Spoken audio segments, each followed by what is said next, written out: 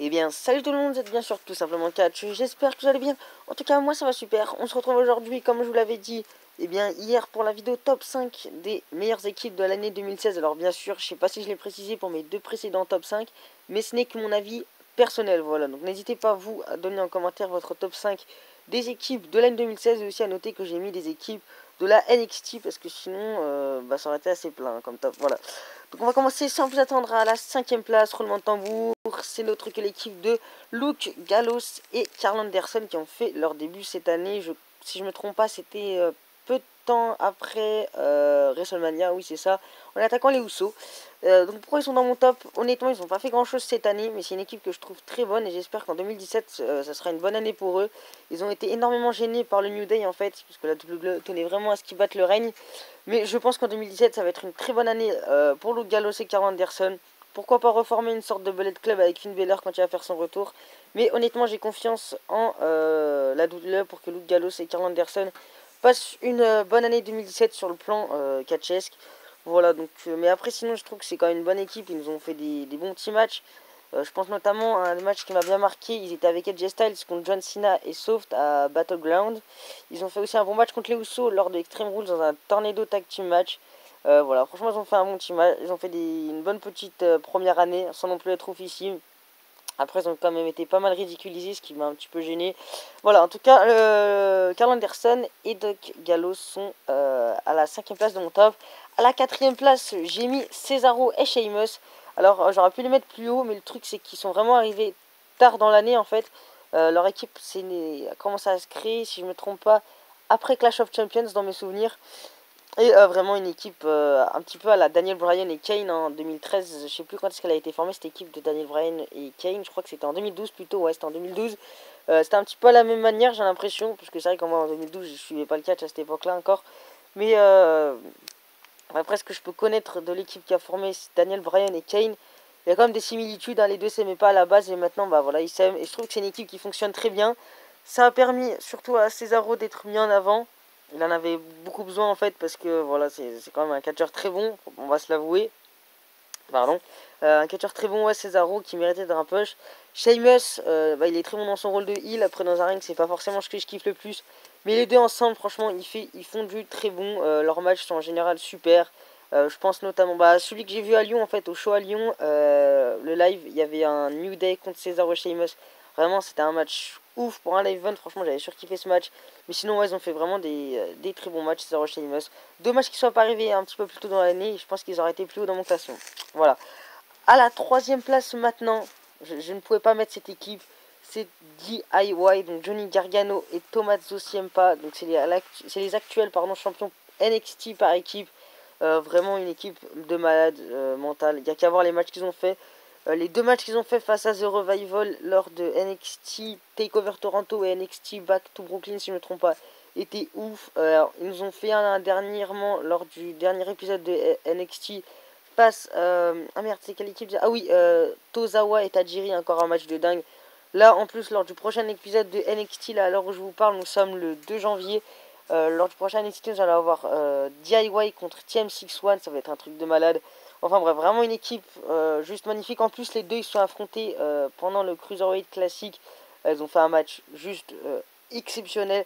D'ailleurs, c'est vrai que dans mon top 5 des matchs de l'année 2016, j'ai pas parlé de la division, enfin du Cruiserweight Classic, mais honnêtement, ils étaient quasiment tous bons les matchs du Cruiserweight Classic. À part dans les premières rondes où les matchs étaient un petit peu courts et au final, les catcheurs n'avaient pas le temps d'être vraiment mis en avant. Mais tous les autres matchs, je pense, on a eu quoi comme match? Le Kota Ibushi, Cedric Alexander, le Tommaso Ciampa, Johnny Gargano, justement. Qu'est-ce qu'on avait d'autre qui a bien fait kiffer? Je sais plus honnêtement, je sais plus. Il y a vraiment eu des matchs de balade. Excusez-moi, je parle un peu du lait. Excusez-moi, c'est le rhume, nous sommes en hiver, c'est triste. Bref, DIY mérite très clairement cette 3ème place à mon classement. Ensuite, à la 2ème place, c'est tout simplement The Revival. The Revival, c'est tout simplement une équipe de malades. Cette équipe est juste une équipe. En fait, comment dire, tous leurs matchs sont quoi, The Revival. C'est vraiment les heals parfaits.